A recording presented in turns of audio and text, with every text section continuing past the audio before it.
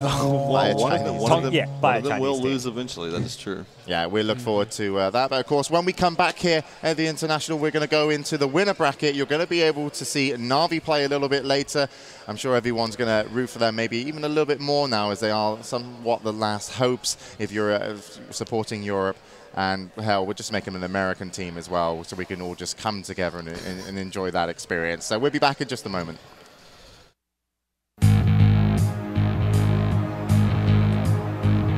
One year ago, the world's finest Dota teams gathered in Germany.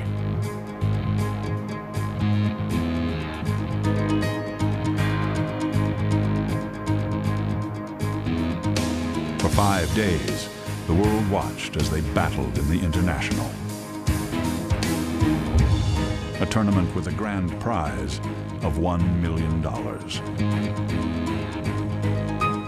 All believed the tournament could change their lives. But only one team would emerge victorious.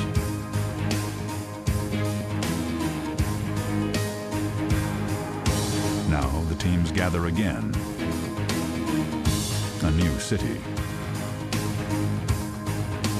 A new arena. New rosters, new faces. United by one common feature.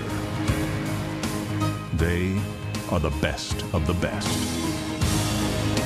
Who will emerge as the new champions?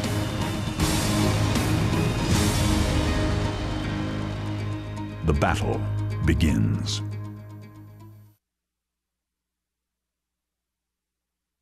Of the International Dota 2 Championships. We're going to get a lot more games coming up here, but of course, if you're unfamiliar with what happened yesterday, with all the teams and all the players and the results, here's a little recap for you.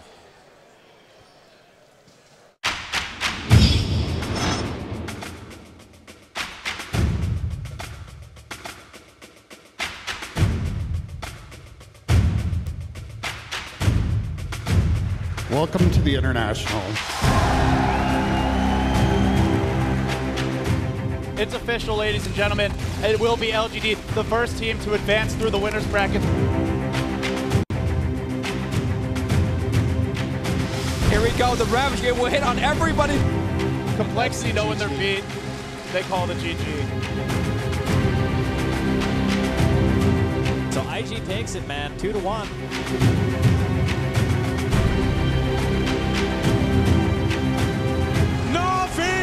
In spectacular fashion, takes a 27-minute win, and they're on their feet here in Seattle. Standing ovation for the defending champions.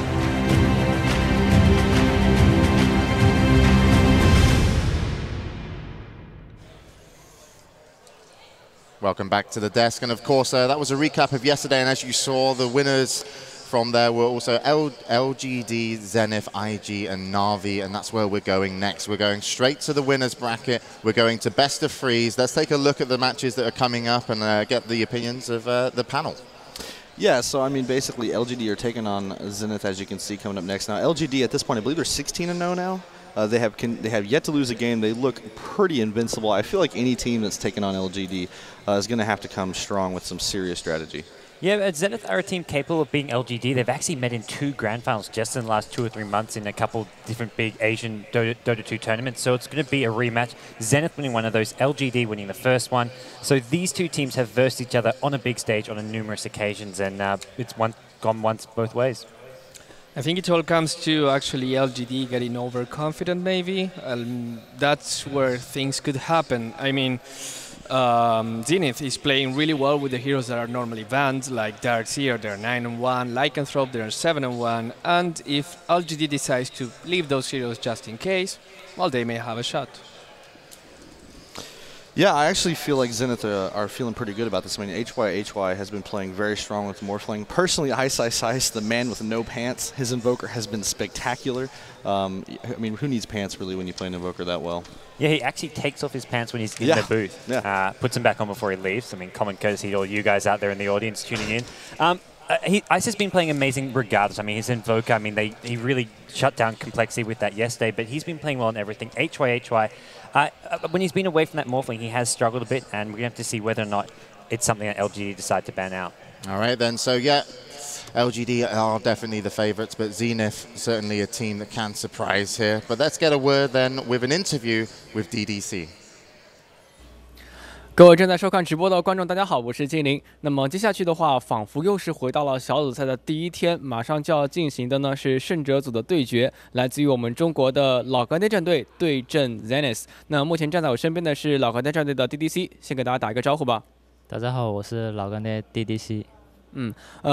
很多同学其实说，当时啊，老干爹是取得了一个非常好的开头。那么 Zenith 战队在小组赛中一度没有取得很好的成绩，也和第一场比赛有很大的关系。那 DDC 你觉得这个说法是否正确呢？我不知道对面是什么情况，所以应该没有关系吧。好了，那么不管怎么说 ，Zenith 依旧是一支非常强劲的队伍。那么在昨天，以及前几天的比赛结束之后，有没有针对 Zenith 进行一定的准备呢？有一定的准备是有的。针对的话，应该也有做了，挺充分的针对他们的吧。那 DDC 的话是一名比较腼腆的选手。那最后的话也是简单问一下，有没有什么话想要对国内的观众以及粉丝来说呢？就没有吧。好吧，那暂时放过 DDC， 那也是希望老干爹战队能够一帆风顺，谢谢。Thank you, Anderson, for the interview. So that's DDC from LGD. And if you're not familiar with this team from Dota 2, maybe you know them better if you've ever bought gold in World of Warcraft. And if not, well, here they all are. DD, Hula, China. DDC, Macau, China. Sala, Shanghai, China. 小八，湖南 China。姚，湖南 China. So, the unstoppable LGD so far haven't dropped a game, but of course, as God's mentioned, they've played Zenith once before, or twice before, and they've gone 1-1 in tournaments. What do you make of the lineup? Well, LGD, for me, they're a team with a lot of depth. I love their playstyle. For me, the key play to sort of look at is going to be Xiaowei. He plays that solo role, but he sort of transitions into a support. Once he gets his early game core items up, he then plays a more support-oriented role, gives some farm to the two main support players, DD and DDC. So he's a great captain for them. I think that's one of the strengths of LGD in general. They're not one of these teams that commits all of their farm onto one or two heroes. Yeah, Sylar gets very fat, and Yao does a fantastic job in the mid lane. But like you said, DDC does end up picking up a lot of farm. Likewise with LGD. So when it comes to big team battles, there's not one free kill. There's not one hero that's like, oh, I cast my spell and now we're done. Everybody has a little bit of impact in the battle. Yep, they seamlessly are unstoppable so far. But one of the guys you mentioned earlier was, of course, Hyhy, and we've got an interview with him from Zenith. Hey, DPM here. I'm with Hyhy from Zenith. So you're going to have a match against LGD, and they haven't been defeated yet. So are you guys going to be the one who's going to defeat that record? We are confident, and like we did before, we're going to beat them again. Great. That's great confidence. So I have a bit more serious question for you. So I know that there has been a bit of a movement in Singapore trying to get the government's attention to be more supportive to esports. So do you think if you perform really well in the international that it will help this movement? Yeah, I think to a certain extent it will definitely help. But I think the rest of it really depends on how the government and how the country itself look at it. Because we as players, we can only do so much to win. But then recognizing the efforts and the achievements really depends on the rest of the world. Yeah. Great. So was there any reaction last time when you won? Was there a big reaction from them or not really so much? There wasn't any reaction at all, to be honest. Like none whatsoever. So will there be a big difference if you won the $1 million? I doubt it. Yeah, I doubt it. Okay, so thank you very much and good luck in the upcoming match. Thanks. Thank you there for that great interview with Hyhy, and let's meet his great teammates. Hyhy, Singapore. Ice, Singapore. Loda, Gothenburg, Sweden. X-Freedom, Singapore. XY, Singapore. Team Zenith then, guys. Anything you want to say before we throw it to the match that's almost on its way? Hyhy is such a statesman, man. That guy's looking for a place in politics, yeah? I mean, between Loda, Ice, Hyhy, there are so many good reasons to root for Zenith. I'm rooting for him to take it down. Well, I'm a bit of a China fanboy myself, so I think LGD have what it takes to take down a team like Zenith, but Zenith, they do bring that wildcard factor into this. I think that if they pick Alchemist again like they did in the group stage, they might have a chance. That was fun. Did they win with Alchemist? No, they didn't. What's going on, Bruno? All right, guys. They won with Axe. They won with Axe. They did win with Axe. Holy. Okay, all right. Well, of course, Famous this is Axe. going to be a winner's bracket game. LGD haven't dropped a match so far. Zenith, no, they've beaten them before. Can they do it again? It's a best of 3. Winner of this will move on to the winner bracket finals, which is just a huge accomplishment so far as I lose all my words. So I'm just going to give it up to somebody that never stops talking. It's our commentators, Lumi and LD.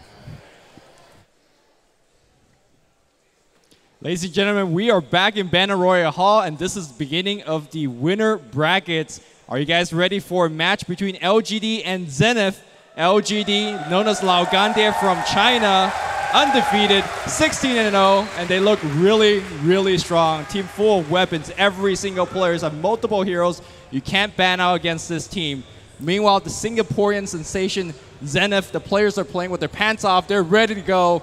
Action pack. And here we go. We are Luminous and LD, and this is the first match of the winner brackets. Quite literally with their pants off. Yes. Ice is more comfortable in his boxers, and hey, whatever works, because those Sunstrikes yesterday were out of this world. Morphling, apparently a really strong pick here. It's a Sylar Morphling. It's a first pick for him, but the quick response, the Tidehunter, the Leshrac, going for some very strong AoE, some big team fight. LGD, more of a single target focus thus far.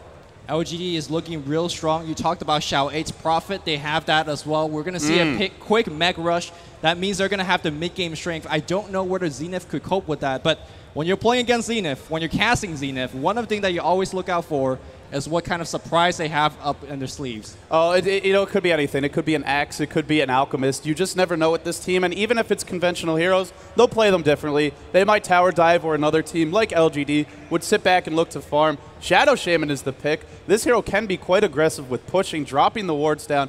Between Leshrac and Shadow Shaman, they have some really good area control. Plus, you throw the threat of a Ravage on top of that. It's going to be hard to defend towers for LGD, but they do have the Xiao 8 Prophet that you mentioned. To me, this is the most underappreciated player on the LGD squad. Xiao 8, whenever he gets his hands on Prophet, you talked about the quick mech. It's not just the fact that he farms well, though. He knows when to participate in fights. We've seen it time and again, TPing at the correct time. As soon as he hits 6, dropping that ultimate, making kills happen, and then converting them into towers. And that's where Sylar finds his space. He doesn't do it alone. This is not a one-man show like what we often see from DK with Burning, or even CLG with Pycat, with those two players really throwing the team on their back and really having all the gold and experience on their shoulders. This team knows how to spread the wealth. There's a lot of contributors. Plus, Yao, he can make a big impact too. Definitely the case, and that depends on the hero. Now, everybody's question on their mind is, why are we seeing Morphling again?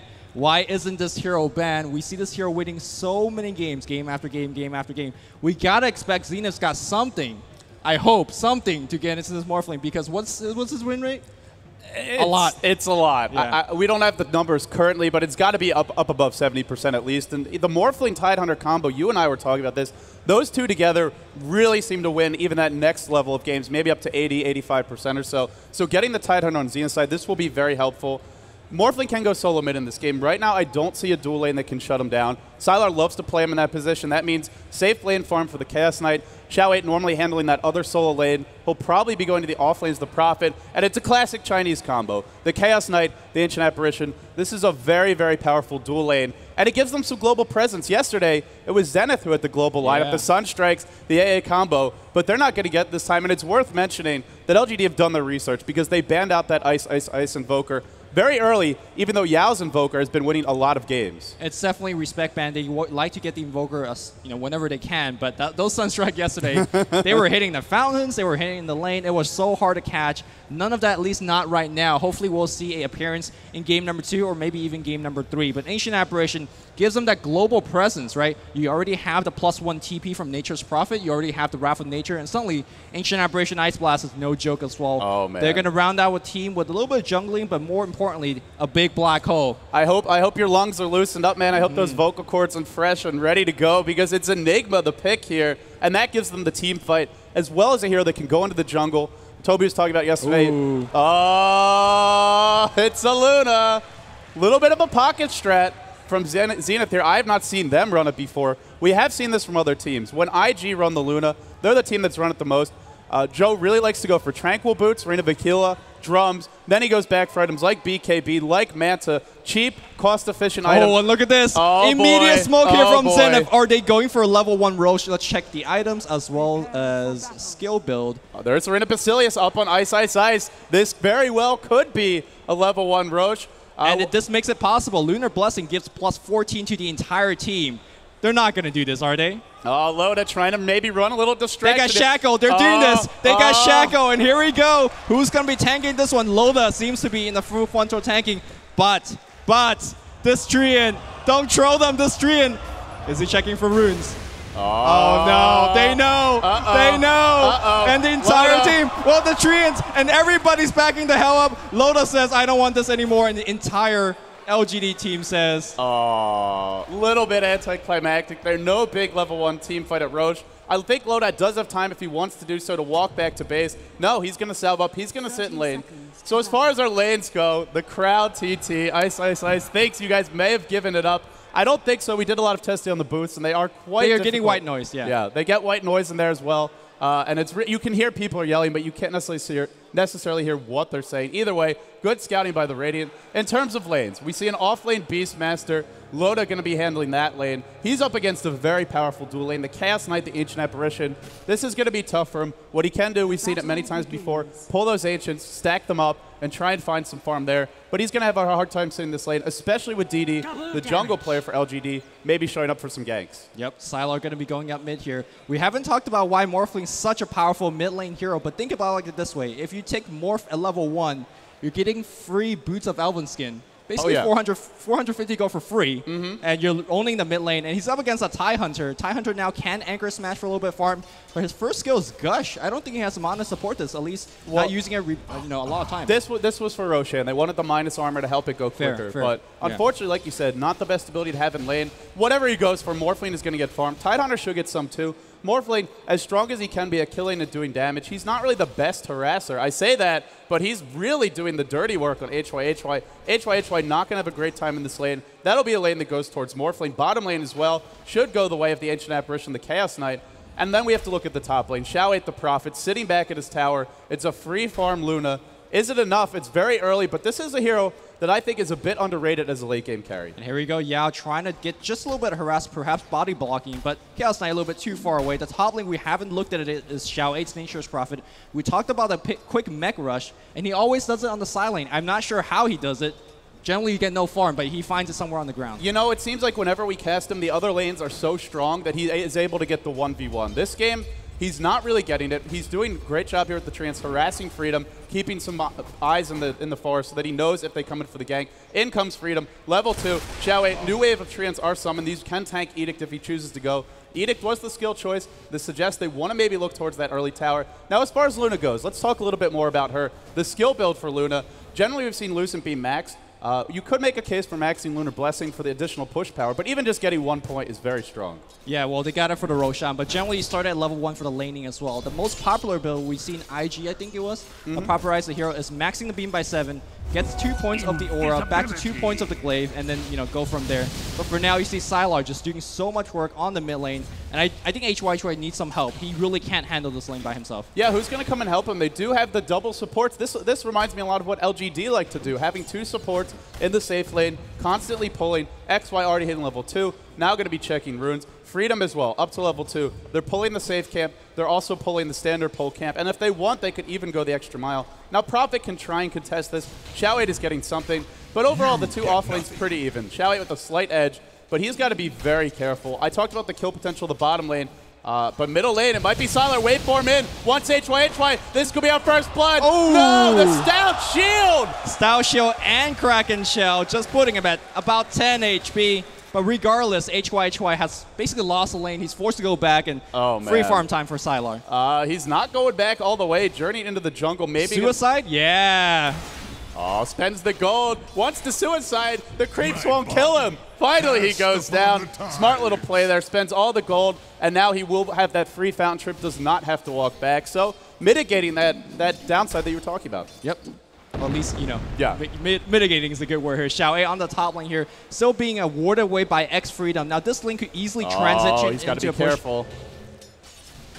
Oh, they're not going to go in the end, but that Lucent Beam can set up a Split Earth. It has a mini stun. It's actually quite a decent setup spell. Not as good as something like Disruption or Sven Stormbolt or anything super reliable, but it can be the setup. Hyhy, he's not having a good time mid, but he's still level 4, which means an early Ravage. And against a team that's going to want to tower dive with Morphling, Prophet, and CK, this is very important. Yeah, reason that we're not seeing too much aggression from either team is that both teams is putting a lot more effort into pushing, and you can see that Loda trying to go for the steals. Oh, he's not going to get any, unfortunately. Yeah, XY on the top lane, playing the Shadow Shaman, pulling the level 1 camp. You can see that on the bot lane here. Same thing with the pull camp. Everybody just want to farm up, and I think this favors LGD a little bit here as they go a little bit later. Yeah, Gold Graph, Experience Graph both seem to be favoring LGD. This is what they do. They always win the laning stage, or at least it seems that way. The few games where they haven't, they hold on. They don't completely fall apart. They don't get dominated in the laning stage. And in this case, they're having a good time. The Chaos Knight keeping pace with the Luna, the Morphling getting a lot more accomplished solo mid. Xiaowei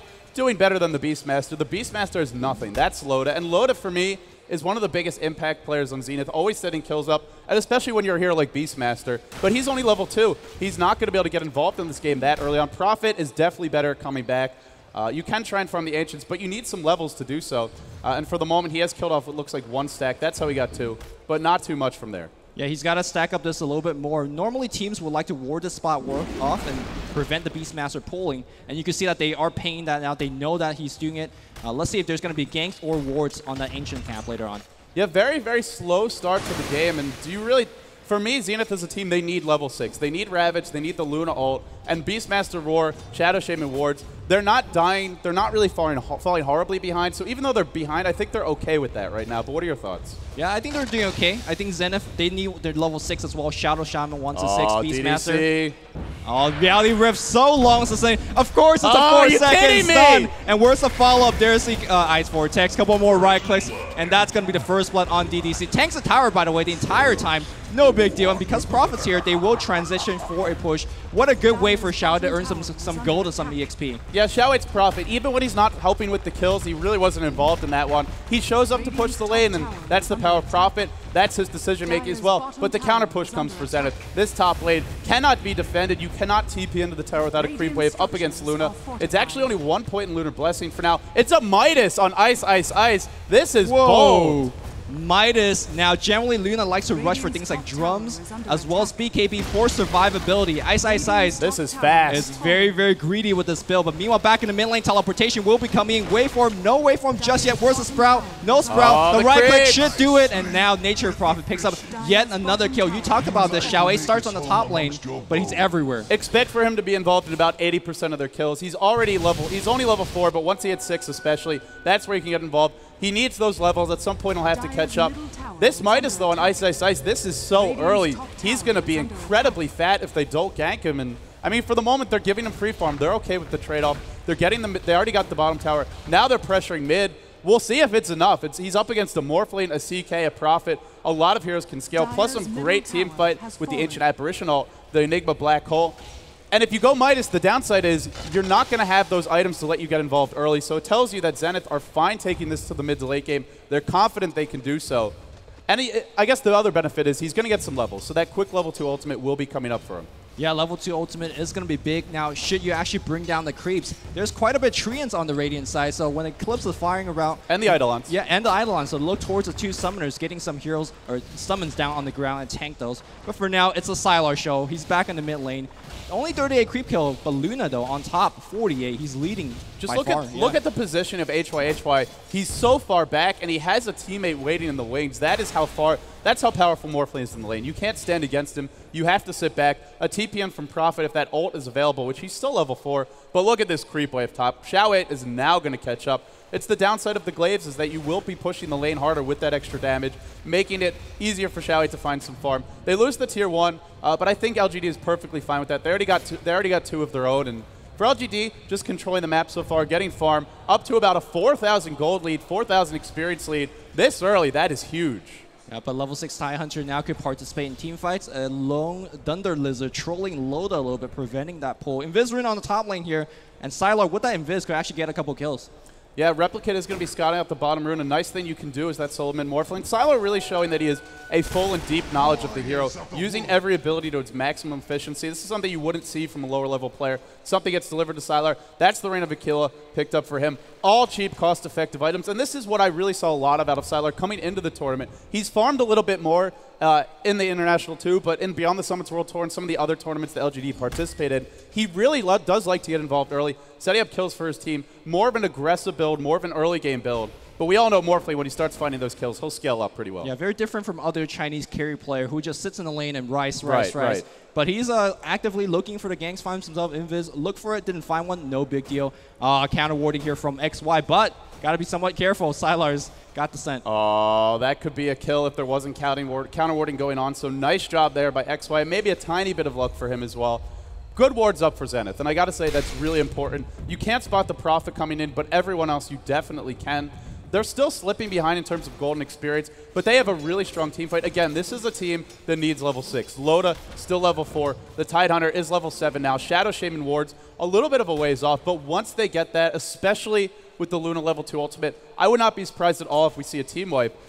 And one thing I want to bring up is Luna is actually not a bad way to deal with Morphling. If you go for Shotgun, the Lucent Beams and the Eclipse do a lot of damage, and it's amped up by the fact they're in ethereal form. And if you're not going for Shotgun, the extra auto attack damage, you can right-click him down pretty quickly. Yeah, one of the actually strength here for Morphling is when he goes BKB, there's very little way to deal with him. But when you're giving your entire team plus 20-something damage, 32 damage, your team could actually be legitimate right-clickers, even if they're Leshrac, even if they're Shadow Shaman. And especially with a Beastmaster on the team as well. Yeah, and attack speed aura, the attack damage aura. But now both teams just farming neutrals. Is this Dota or is this PvE? This feels like World of Warcraft right now, but there is going to come that point where we're going to be screaming Wombo Combo, where the Enigma ult gets dropped. Speaking of that Enigma, he's already got a BKB recipe and an Ogre Club picked up. We didn't really talk at all about DD and DDC, and they often are the unsung heroes along with Shao 8 for the squad. But man, this is some seriously fast farm from Enigma, almost keeping pace with a free farm, safe lane, Hand of Midas Luna being played by Ice Ice Ice. In terms of net worth, it's a slight lead for Ice Ice Ice, but there are 3 Radiant heroes not far behind him. In fact, 4. Yeah, I mean, everybody's just farming well. And again, strategically, this favors LGD just a tiny bit, but it really comes down to those Wombo Combo team fights, which we aren't seeing, at least right now. Yeah, I mean, look at the supports for LGD. Even Yao, he's already got his ultimate up. Compare that to the Shadow Shaman. Oh, he just got his. Okay, so they have that to work with. Freedom, though, level 4. He's definitely under-leveled. He needs to catch up a little bit. And it can become a concern for Zenith because Leshrac is a glass cannon, especially when you go for the Edict the Split Earth. You can mow down towers, but you'll also be food for the Chaos Knight as well as the Morphling. Even the Prophet, they do some really big damage. I think for Zenith, they need to start making some things happen around the map. Push down some towers, set up a team fight, even go for that Roshan. Sure, the level 1 Roshan didn't work, but if they can somehow pressure these lanes, get them pushed out, and then TP over towards the Roshan pit, they might be able to sneak a fast one in on LGD. Well, they're TPing on the bot. I think they're going to smoke up as 3 or 4 and perhaps go into Roche pit or for a big gank. DDC will be a big prize. Will he get the TP support?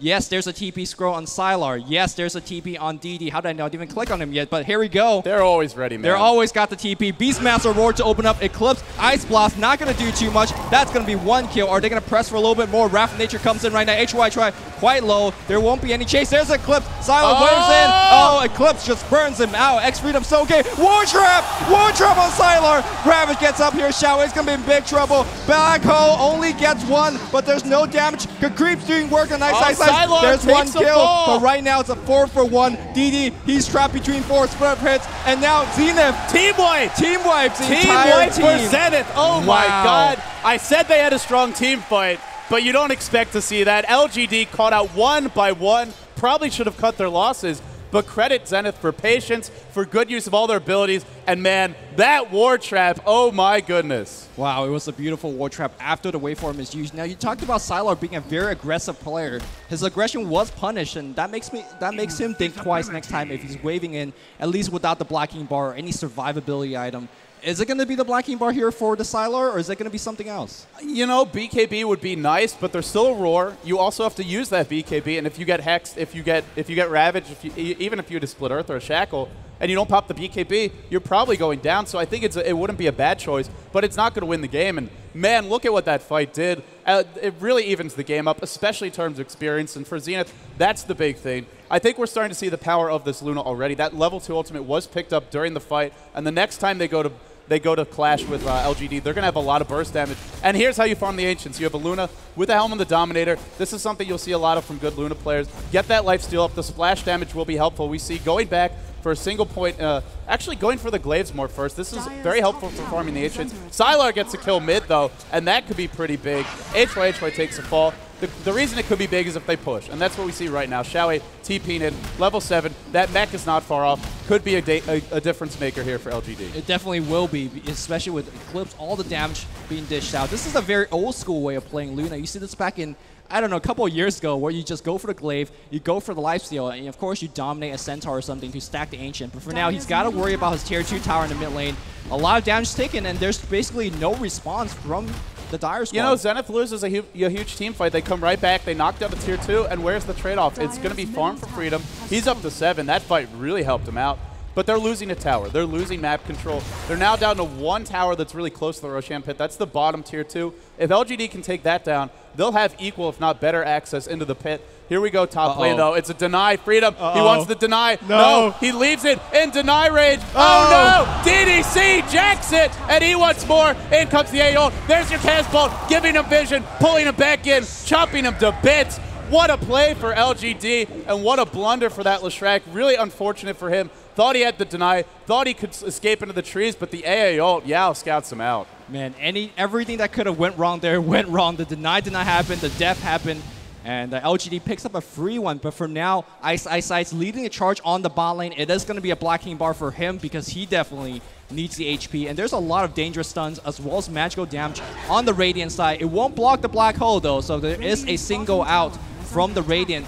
The tower has no outs. He's dead. Yeah, you know, we talked about the damage potential and the pushing power of the Glaives as well as the Inner Beast. One thing we didn't talk about is when this team sets up shop under your tower, it's like having to take your lane marshal machines over. You can't TP in, because if you do, the Ravage gets dropped, the Eclipse gets dropped, Roar gets thrown out, and you're all going to die. So don't forget the wards, too. Yeah, and the wards, of course. So they have some really good ability to zone their opponents out if they set up. LGD lose towers, and they have to find trade-offs if they're going to let them do it. It's only Luna here, but no smoke gank, actually. But Zenith rotating around in the enemy jungle. Again, LGD always very prepared, very good about scouting things out, this time with the demonic conversions. But here come the Treants, just a parade of summons, really. It's a party for them in their own jungle. And Zenith, it's very hard to find kills when the enemy is being so good about the scouting. Here comes the split pressure. LGD, Prophet together. Sylar and Xiaowei going to be pushing this. There's your kill. This could be a big mistake. 2 TPs coming in. Xiaowei booking it out of there. And in fact, they will be too late. The TPs take a bit too long.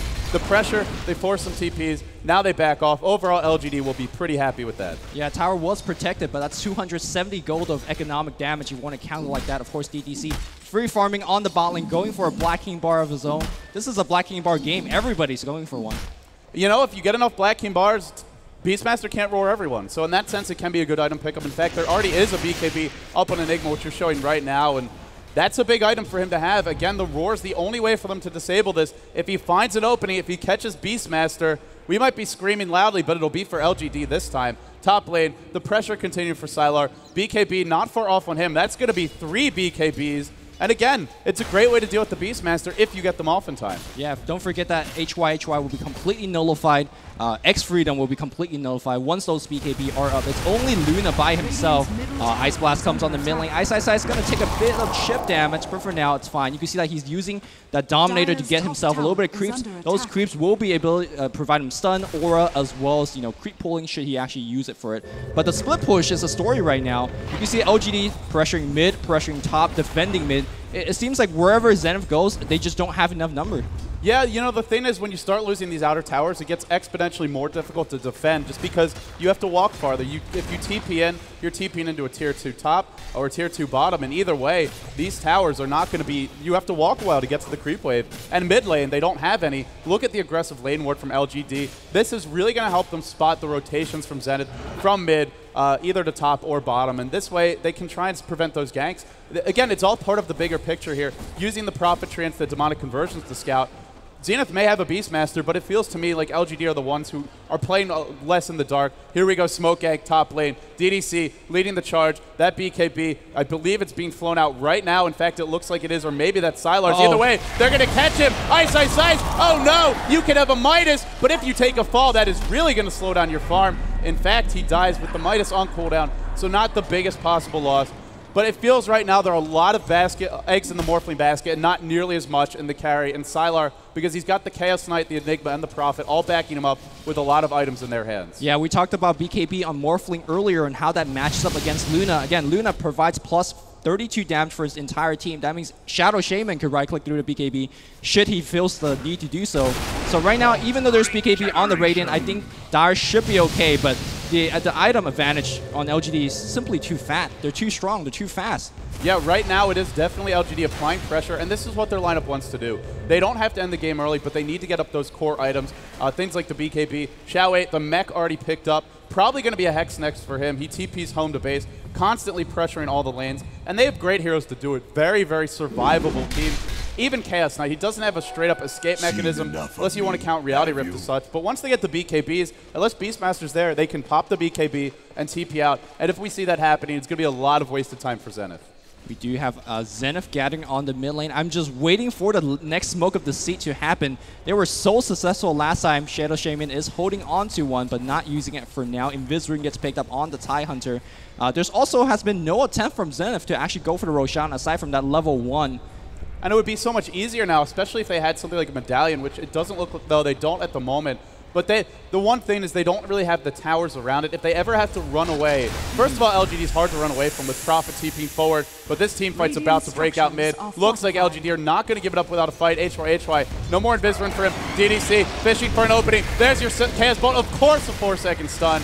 But going in on Tide Hunter, very dangerous. The pressure will continue. They need to pick off these wards. They will start to do so. The trees respawn. HY, thinking about going in, backing off, back and forth for him, but no commitment. And while it's happening, here comes Sylar pushing in that bottom lane. It's starting to feel like that good old game of whack-a-mole right now. Yeah, you talked about how Zenith is so difficult to go into them once they have set up shop. They even drop the wards, but the patience from LGD says, we'll send in Treants, we'll send in Enigma Eidolons, and then we'll just slowly let our tower take some damage and then bring down the wards. They're not even afraid right now. LGD says, we'll just go for this slow and late game plan. And it's working out pretty well so far. But that being said, there hasn't been a Roshan claim. Nobody's lost racks. Tier 2s are still up for Zenith. And because the gold lead, because there's so many towers down for Zenith, it means if they win fights and they get towers, the gold lead is going to go right back to being pretty much dead even. My big concern right now for the Zenith team is Ice has to find an opportunity to do the big right clicks. He really needs this BKB. There's so many ways to lock him down and control him. And Luna, especially with that low attack range, doesn't have a gap closer like the waveform. The Lucent Beam is nice, but it's definitely not the same. So the BKB absolutely essential. And even then, he's really got to be careful not to get caught out. Not for the Black Hole to hit him. The posturing for Roshan commences, but they really want to farm these Ancients. This will be a lot of gold into Ice's pockets. And with Loda, even with only 1 point Inner Beast here, they should go down pretty quickly. Lunar Blessing still not maxed. I thought he would go for that. That's what we saw from Joe when he played it for IG. But he's getting there. He's already level 14. I'm expecting to see this maxed out pretty soon. Definitely a different playstyle when it comes to Luna, but working out well so far. This, by the way, this Ancient stack have never been missed a single pull, so there's a lot of gold that basically the Dire got for free. Ice does have that Blacking Bar finish, and the question is, what will they do with this Blacking Bar? Are they continue to farm? Are they going to set up smoking? They are all back into their base. I think we're going to see a big smoke. Oh, either that or they're afraid of a smoke from LGD. Actually, if you look at the Dire vision right now, they have no idea where LGD is. They're doing the smoke gank absolutely in the dark. This is very, very dangerous to do so. LGD, the lane ward died, so they didn't spot them running into the base. If they did, that would be a dead giveaway. But either way, both teams completely off the map right now, which means we're seeing them both be very careful. Sylar journeying to the top lane, far away from really any of the other lanes. So if Zenith want to gank him, they're going to be far away from the rest of the team. and that would also make them far away from Roshan. That's why we see Zenith heading towards bottom. They want to fight near Roshan, so if they find this pick-off, they can go into the pit. In fact, they will go into the pit. The wards get dropped. There's your Split Earth, just slowing this down. With Inner Beast, with the DD rune on Ice, Ice, Ice, this is going to drop quickly. Here's that Ninja Roshan we were talking about. Yeah, they tried at level 1, didn't work. We'll try it again. Now the tree into Eidolons this time comes in. A Ice Blast. Are they going to go for the deny? No, too late. And Ice Ice Ice will claim the Aegis. He definitely needs it. But now this is a big advantage that Zenith is claiming. They need something like this. Now they have it. Again, you know, it is a 5,000 gold lead, but it stayed about the same, and that's relatively speaking, that's a much smaller lead. And there's also an Aegis on the Dire side, so they have that 6-man to work with. Ice Ice Ice, when he gets those next couple of items, that's where Luna gets scary. We saw it yesterday. Joe got Butterfly, he got Manta Style.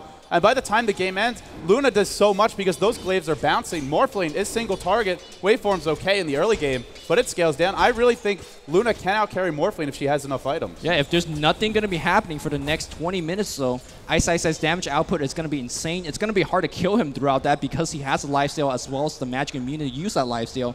And once he gets a Butterfly or upgrade that to a Satanic, it's going to get ugly. And in terms of the supporting cast, look at Zenith. I mean, every single hero on this team has lockdown. Ravage, the Hex, the Shackles. Oh, there's a blink on XY as well. Oh, maybe that is the big item. Huge. That's going to give them the initiation power. Whether it's going to be on Enigma, whether it's going to be on Chaos Knight, it doesn't do you any good if you have the blocking bar if you can't use it. But the patience from Zenith, and it seems like the Radiant, they know. They're just like... It is impossible to catch this LG team really out of position. Bottom lane, one hero got caught out, but the only reason they really lost a bunch is because they tried to fight.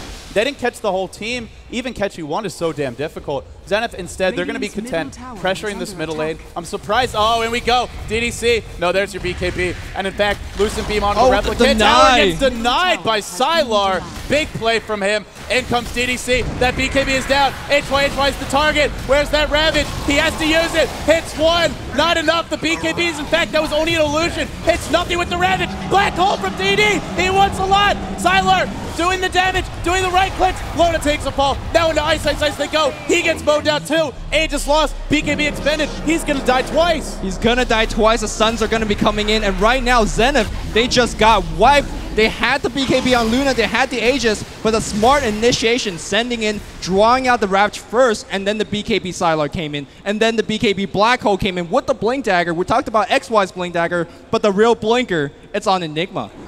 You know, that's the power of the BKBs, is you have to use the Ravage because Chaos Knight as well as Morphling do so much damage. If you don't, you die without dropping it. But if you die and you drop it and it doesn't hit anyone, it doesn't do anything either. So it was a lose-lose for him. Caught in a bad spot. For me, the big thing is once that BKB on Luna is about 5 seconds in, you got to back off because you need her with the BKB up or you can't take a fight. And LGD, what do you know? They win fight. One fight, now they want Rax. In there's too much. There's a pipe, there's a mesh, and they just can't defend. HY, the pipe gets popped. But they get Rax and they back off scot-free. Patience, they don't want flashy plays, they just want the W. I know crowds are not cheering for that, but W is a W. So there we go, Rax number 1 gets claimed. Zenith really on the back foot. If they want to do smoke, seems like they are trying for it, but these smoke ganks are just not working out. You know, they knocked down a couple of towers, but LGD says, we'll back up and farm. We'll wait for our BKB charges, we'll wait for ultimates, and then we'll go for the bot push or top push. You know, it really goes back to that one team fight for Zenith where they want a massive team fight bottom. They wipe out LGD, but then they never found another opening. They couldn't replicate that fight, and they don't have as many heroes that can really contribute in the late game. They don't have a Chaos Knight and a Morphling and a Prophet. They have a Leshrac who's playing hard support, so he's not much of a damage dealer. They have a Luna who can deal big damage, but again, it's a lot of eggs into that Luna basket. It's a lot of pressure for her to do everything. LGD, they never go for just one carry. They always have multiple contributors. This is truly a team in every sense of the word. And it means they can play multiple ways. If they get ahead early, they can push the advantage. But if they don't, they can sit back and farm.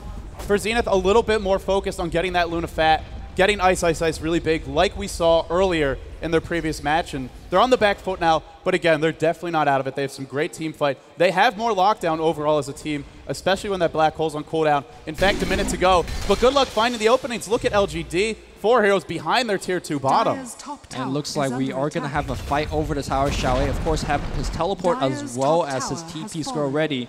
I think this is going to be a big fight. Will DDC and the squad let this tower go for free? I think not. Oh, they don't have to. Earlier in the game, before the BKBs were up, if HY walks in that Tidehunter with the Rabbits, the Eclipse available on the front lines with Ice, then LGD backs, but now they have the BKBs, now they have the tanks who can dive in, kill off the Tidehunter, focus down the Luna, or at least force those ultimates to be wasted or the deaths to come out. So either way, LGD, you can see they know when they can take fights, they choose their spots wisely, and they're just not making enough mistakes right now. So what is LGD waiting for? They can farm. They don't have to force the issue now. Again, it's Luna who really has to do all the damage for this team. Leshrac, look at him, Freedom. We've seen him play Lycan and get really fat in the past, but all he's got is an Urn and a Wand. He's not going to do anything in these fights. He can sit back if they win a fight and look to push down tower with Edict, but in the front lines, he dies in about 3 right clicks to any of these carries. Now the tower starts taking focus, and you can just tell that Zenith know they're on the back foot, not in a good position. In a good position. The tier 2 gets mowed down, and now they might back off. They might look to pressure with the 2 BKB carries in the front line. Who do you roar? Do you roar the Chaos Knight? Do you roar the Morphling? Do you save it for the Enigma Black Hole? Choosing the right targets is going to be really important, but also really difficult for Zenith. Load of Wishes' roar right now is AoE because that's kind of what they need, an right. AoE roar for those 3 blacking bars. I do love what Loda's doing. This is the first step of comeback, trying to get back some map control. Wards down everywhere for LGD, but Beastmaster holding on to that gem, that is your only way to come back. If you can't win fights, try to get some map control back. And here we go, see some wards back in the mid lane. We'll chop it down because he has Hawk as well. He will see those high ground wards, should there be any high ground wards. So yeah, but again, they're just so afraid right now because they don't know when that Prophet's going to be porting in. They don't know when that Blink Enigma's coming in. Of course, that Ancient Aberration Ice Clots, it's everywhere and anywhere, to be honest. And again, you can have the gem, but you have to walk to where the wards are to deward them. And they're very afraid to leave the base right now. And even if you knock down the wards, Prophet and Morphling are always pushing the lanes, so the creeps will be at your base. You can see the enemy, but can you go and fight them? Can you do anything with that information? I'm not so sure. To me, at this point right now, Zenith, they need to force a mistake or they need to find a mistake from LGD. They're definitely on the back foot. They're still not out of this game, but it's going to have to come down to getting some pickoffs because I do feel in a direct team fight, unless they catch out the Enigma, lock him down, if the black hole's not there, they could definitely win it. But if he's in the right spot, which so far he has been, it's going to be incredibly difficult. And LGD are feeling confident now. DDC, Reaver picked up on him. These illusions are going to be very tanky and hit quite hard. Sylar, Manta style completed. Not the kind of farm we've seen from him in the past, but again, he's not doing it alone. In they come towards middle lane. They want to go high ground or look to find a kill here and then go for a second set of racks. Yeah, despite the Luna just leading in terms of farm, but look at the next 4 players. It's all Radiant all the way. There was a big smoke gank. They couldn't get too much out of it because Zenith, again, can't even leave the base. All the gold will be going into the Ice pocket. He has a Yasha. Will be upgrading to a Manta Style, I presume. But I don't think a Manta Style will do it. He needs Manta. He needs Butterfly. He needs Satanic. Oh, yeah. And he does not have any gold. Again, if he gets up all those items, Luna is also a great way to deal with Chaos Knight because the glaives bounce. And those illusions, although they do full damage, they take additional damage. Yeah. She can mow through them, but she needs the items. Ice needs, like you said, probably 2 more big items, the Manta Style and then the Butterfly. I don't know that he needs the Satanic, although it's a great pickup. He already does have some lifesteal. And with the BKB, he can do the right clicks in the fight, but he's got to get those items up. That's why you see Zenith protecting that carry. Also afraid, compared to LGD, they're spread out in farming. We've seen them in the past when they play more of a 4 protect 1. Those 4 will stay close together. They are now. They're always in the same zone, but they're still being very efficient with their time. This just in, the 2 teams have signed a peace treaty for the past 15 minutes or so. It's an armistice. Yeah, they're not doing too much. We don't know when that peace treaty will end, but we've heard at some point there is an agreement for all-out war, and it should be exciting at that point. Very, very passive game. It seems like it favors LGD for the moment. Chowei getting up close to a Hex, that could be a big item. Looking to pick off anybody on this squad. The supporting cast for Zenith right now, Freedom, this is the big concern for me. Leshrac, we've seen in the past teams run support Leshrac, still find a way to get something like a BKB up. We've seen CLG, when Miracle's playing it, he often has that. But in this case, Freedom really can't contribute too much. XY, he's had the Blink Dagger for how long? 10, 15 minutes at this point. He has not used it yet. Has not used it yet, maybe to move from the fountain towards the middle of the map, but not actually finding picks. And they're scared. They're going to TP back to base. Yeah, everybody TPing out. Perhaps they spot a smoke somewhere or they think there's a smoke somewhere. But right now, yeah, with that Beastmaster gem, they did deward a couple of ones that are in front of their base, but they're not making too much headway. The Roshan is going to be back, and hopefully we'll get some action there. Yeah, this could be that major point of contention, but they've got to make better use of this Aegis this time. They can't afford to try and force something in, lose that Aegis in exchange for Tier 1. At this point, if you win a fight, that's where you're going to get all your towers. Just getting a Tier 1 or even a Tier 2 is not enough to justify losing the Aegis, especially because, like you talked about, that aura, it doesn't just help Ice, Ice, Ice. It helps the entire team do a way more damage. There's your Scythe device up on Xiao 8. He had a horrible lane, especially compared to what we've seen from in the past. But it's Prophet, and it's Xiao 8 playing that Prophet. Midas, Scythe Device, Mechanism, Power Treads, all these items picked up at the 32-minute mark. Pretty solid farm for him. Radiant completely prepared. The wards might be chopped down. The treants, endless amount being sent in. They do see the Roshan will spawn right now. The question is, will Zenith smoke into the pit, or are they going to go for a gank? That's the attempt right now, but... They want the backstab. But they're not going to find it. There's nothing to backstab. Right. Where the hell is LGD? LGD says, we'll just farm. No big deal. We'll just farm. We'll keep on scouting that pit. Again, it wasn't just in the early game, in the laning stage where we saw him scouting with the Treants. It's all game long. He is so consistent at doing this. That's really why I think he's one of the best Prophet players, if not the best in the world. It's going to be a smoke gank, again, in the Radiant jungle. But you're not catching LGD by surprise. In fact, they may be the ones who catch Zenith with their pants down. They're smoked up. Well, somebody's pants are already down. Someone's pants are already down, so... Zenith looking for the smoke. Smoke has ran out in terms of duration. And both teams are ganking around. Should a teamfight break out right here and LGD wins, it's going to be a second and perhaps even a third lane. They know exactly where they are now. Zenith caught out of position. They need to hustle back to base. That top lane's pushing in. The middle lane already pushed in. The range racks taking some big damage there, down to 100 health. And when you're ahead with a Prophet, this is what happens. You can always push those lanes in, and Zenith are feeling confident. They're smoked up. DD, the smoke actually gets dispelled. Making those conversions, man-style illusions will go in. A ton of stuff being thrown at this tower. It's not going to go down, but they can siege. I really don't think they have to fight, especially with Xiao 8. He can push in the other lanes and always TP in to join the fight. Very, very patient. LGD is slow rolling it. Everybody's ultimate is up except for Sylar's. And both teams trying to push and counter push. In terms of this late game scenario of having a Prophet in your team means so much. You can see this bot wave's getting pushed. Well, he just TP there. Drop a Graph of Nature as well as just right click. Drop a couple of Treants. His teammates constantly pressuring top. Mid is constantly pressuring. Right now, Zenith need to find some opening. Some opening. But I don't know what that might be. They might, you know, if LGD slip up, if they catch anyone out of position. Zenith had that snowball effect because they have so many disables. If you have to run, you can't run. So I really think if Zenith can find just that one pick-off on one of those really important heroes, the Ancient Apparition, not a big kill, but the other four could be very, very crucial. They have to find it, though. And every time they smoke, LGD is fully prepared. They're not caught out of position. Oh, the opening might be the top TP. Prophet thinks better of it and will back off at least for now. Yeah, he will slowly continue pressure in the bot lane as well. And then once these people start to actually try to defend this, perhaps the team on top will strike. No, he's going to TP now back up top. The concentrated effort of LGD, the patience of LGD, wearing out the patience of everybody else in the room. I think so. But hey, if it works, why not do it? There's a lot of money on the line. Let's be fair. If you had the opportunity to win $1 million, I think you'd probably play it safe if that was the best strategy too.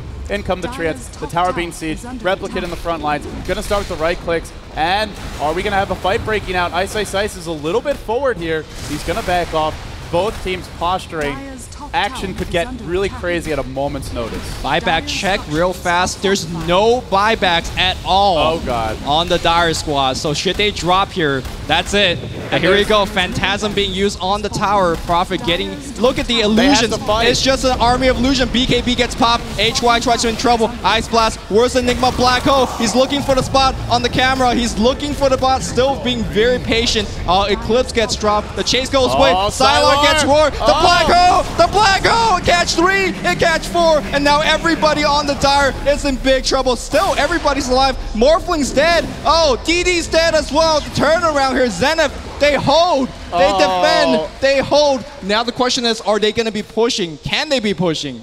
Imagine if there was a Ravage in that fight. Again, LGD, the two BKB guys, they charge in, they stun the Tidehunter, they focus him down. He didn't waste the Ravage this time. I still feel it's the right call. If you drop Ravage there, maybe you hit one of the supports, but you're not killing anyone off. But that's the beauty of what LGD did. They recognize they can assassinate the Tidehunter, and then they're fighting without a Ravage coming against them. Zenith, they defend, but they lose the melee racks, they lose the range racks mid, as well as all those buffer buildings. The buildings that they give some gold to the team if they kill them, but more important, or the heroes if they kill them. But more importantly, they stand between the racks and the tier 4s. Now the tier 4s are exposed. We've already seen them take a little bit of damage.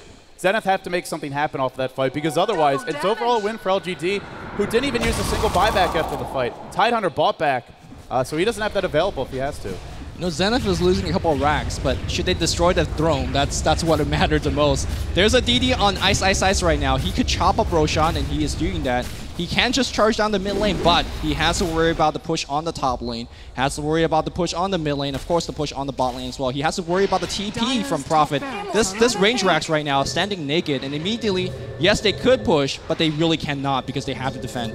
How remarkable is it that Ice has had a Midas this long in the game as one of the best flash farmers in the late game on Luna, and he's still barely ahead of the Prophet and the Morphling. Not to mention the CK. CK, we talk about it all the time. This hero does not farm well. He doesn't have any flash farm abilities yet. Here he sits, 1,300 gold, way ahead of the supporting cast, and that's the downside to the way Zenith is playing. This supporting cast is so under-leveled, so under-farmed.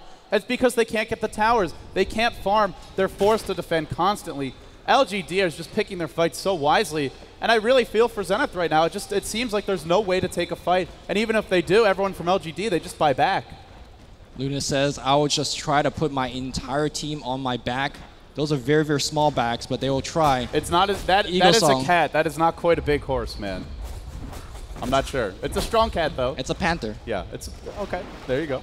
Eagle Song's picked up here on Ice. Butterfly would be a big prize here as it does provide a lot of vision. Big blink here against Xiao 8. The Shackle, the right click. This might be the opening. There was no Shackle, and the BKB, he just walks away scot-free. Ice Blast comes in here. Is there any counter initiation? Nothing. Oh, the missed opportunity there. Killing off Xiao 8. He didn't have buyback. He just bought that BKB. That would have been a massive kill. I'm not sure it's enough to get anything significant, but maybe a tier 2. At least get the damn lanes pushed out. Yeah, unfortunately now it's going to go back. But you can see that the opening is there, right? We talked about that you have to find an opening against LGD. They found one, was not able to capitalize on it, but they'll keep trying. A lot of money is on the line. You talked about another smoke gank. I think this is the 6th or 7th smoke gank in the game. Guys, watch out for your lung. It's not healthy to do so much smoking. Look at the investment for these supports. Sentry wards placed down constantly. Even though they have the gem, they're very, very concerned about their vision here. They want to have as much map control as possible. That's the other reason the supports are so forward. I talked about the towers.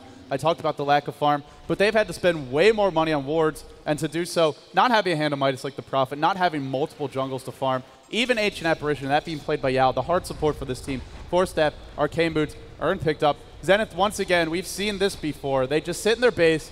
The big thing for me is Ice is close to a Butterfly, and up against a Chaos Knight, up against a Morphling, neither of which have an MKB, neither of which normally go for one, at least not before the ultra late game. This item pickup could be huge.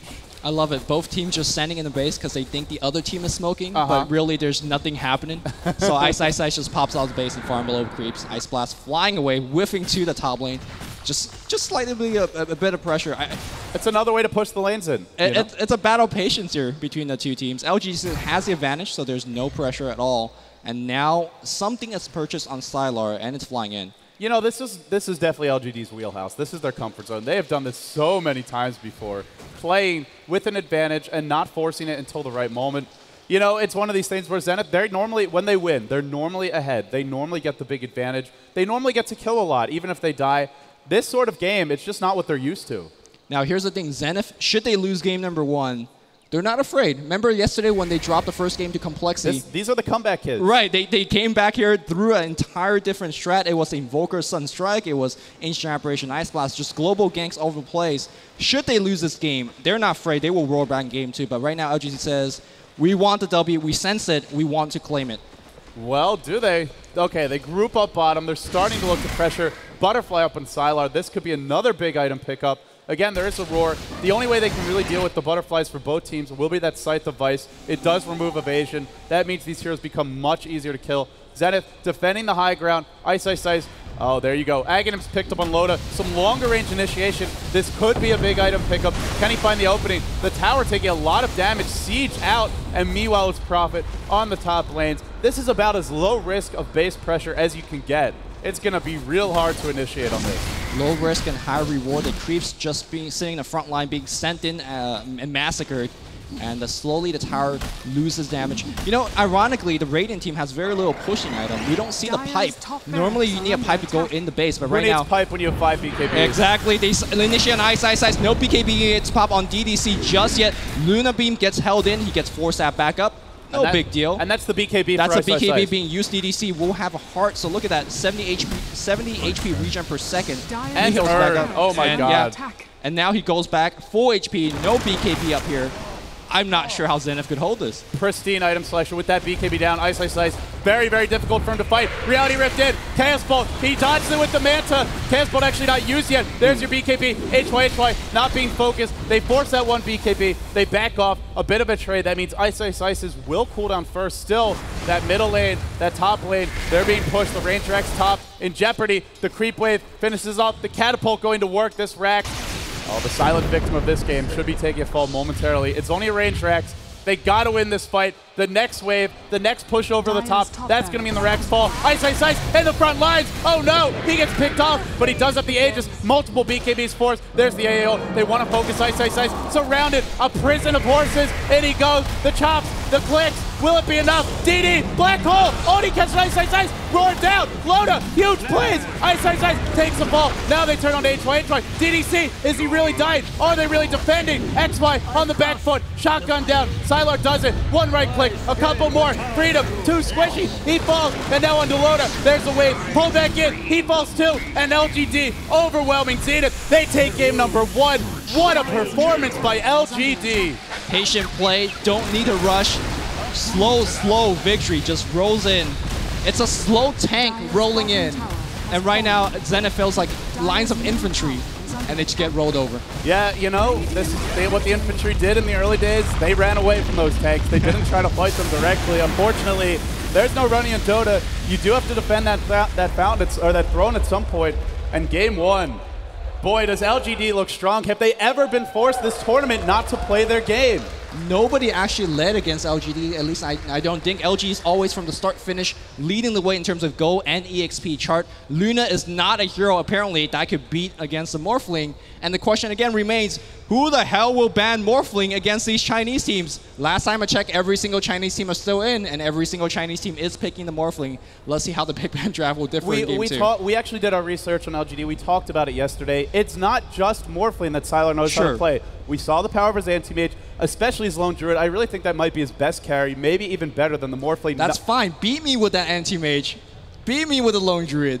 Beat me with that dragon knife. And then what else are you leaving in the pool? Then there's maybe a Lycan that slips through, a Darkseer, a Naga Siren. You don't want to give that to LGD either, so I feel this is the lesser of all those evils. If it wasn't, we'd see the Morphling getting banned.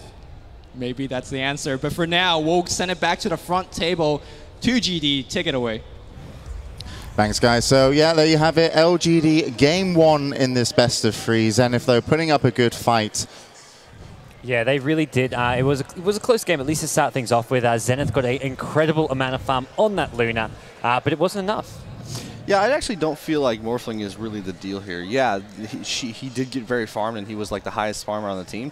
Luna had a lot more farm than he did, but what the real deal is that LGD gets farm on everybody. Furion was basically as farmed as the Morphling, and they had Enigma that was very fat as well. I think the top 5 farmers in the game, 4 of them were on LGD, and they were all very close to Luna as well. Yeah, and of course, the game, you know, you said it could have been over a little bit earlier in terms of LGD's performance. Around the 20-25 minute mark, it looked like it was going their way. But of course, Zenith did put up some great team fights, and that was really kind of what you expect here in the winners bracket finals. We'll take a look at one of those as well. Yeah, the important thing about this team fight is they've actually just picked up their BKBs. You have Morphling as well as Enigma, I think, finishing off their BKB. We're just up past the 24-minute mark. Ice has a BKB of his own, but when you're against an Enigma Black Hole, you can still be locked down. Chaos Knight initiating in. Ancient Apparition Ultimate, it doesn't land, but even with the Ravage being popped, it's just Zenith on the back foot here. Yeah, sorry, I was swallowing. One thing that I think is actually pretty relevant here is that despite how fat LGD were, towards the end there, Zenith actually took a couple fights to him and did a decent job of actually battling through it. So I feel like if you're Zenith, that you got to feel a little bit heartened, actually, because you got pretty far behind from the get-go, as LGD has done against every single team. But they still managed to battle against them. So I feel like I actually think Zenith have the best chance of any team I've seen so far of actually taking a game off of them and potentially potentially scoring an upset. Yeah, LGD are currently, I think, 17 and 0 right now, and they have a chance to 23. go to 18 and 0 to make it to the winner bracket finals. Bruno, what have you got for us? Anything with Luna related? Because, yes. It seems that unless you're IG, as I've been telling you before, you can't play Luna. They're 0 and 5 when they're playing her, and they're not Zoe. And when it's Zoe playing her, it's 4 and 0. And it's not about the GPM. It's very close. 494 versus 526 when she wins, when she loses. So it's not a matter of I can't farm with Luna, because you always can. But there's something about Zoe. I don't know what he does, and it works. Do you notice any differences between how Zenith played Luna there, the early build or items? Well, the build was completely different. When we saw CLG using Luna, it was actually a similar build to what Zhou does, going for that drum of endurance. Hyhy went for basically wanted to get to the late game as soon as possible, going for the minus. The problem was this was a very greedy build, and the rest of his team suffered. And I think they need to go with something a bit more conventional. Something which I think LD mentioned is, sure, you can ban the Morphling, but they play so many different carry heroes. For me, Zenith, they can't ban against LGD. They need to pick against LGD. It all comes down to picking heroes that they can play around, not worrying about what LGD can do, because LGD can play anything and everything. Yeah, I feel like in the Dota community we have a lot of imitation. I mean, typically one team starts to play a hero and everybody just immediately copies that without really understanding what's going on. Zhou, as you mentioned, he's picking up the drums. This gives a lot more mobility, a lot more team fight potential. It's not so much like, oh, I'm going to get a Midas and just mega farm as much as possible. He's actually in there and getting work done with his Luna. So I don't know if Zenith actually capable of running the Luna to that extent. Okay, so Zenith have to go back in now and win 2 games back-to-back. I'm going to throw it to you guys in terms of what do they need to do? I think God said it on the head. I think Zenith need to play their style.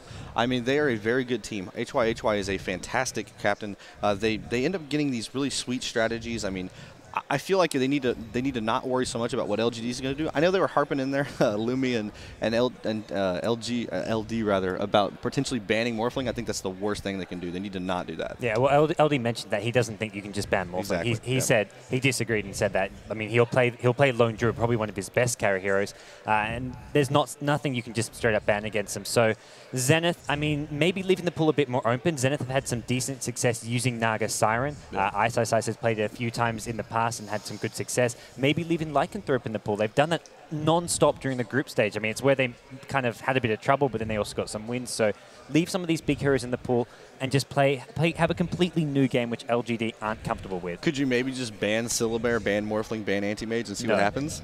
No. No? All right.